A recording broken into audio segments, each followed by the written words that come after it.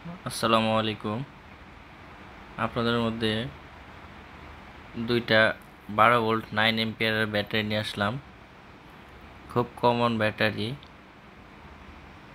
যেটা বেশিরভাগ সময় মোটর সাইকেলের মধ্যে ব্যবহার হয় বা মিনি ফ্যান বা লাইট বানাতে ব্যবহার করা হয় বেশিরভাগ সময়। আমার হাতে যেই কালো ব্যাটারিটা, এটা কিং ব্যাটারি, জাপানি টেকনোলজি লেখা, 12 ভোল্ট 9 এম্পিয়ার।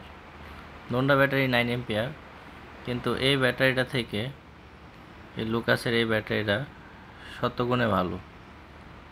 চার্জিং ব্যাকআপ বেশি, টাকা হয়তো 200-300 বেশি, কিন্তু গুণগত মান এই ব্যাটারিটা অনেক ভালো, যা আমি নিজে টেস্ট করে পরে দেখছি।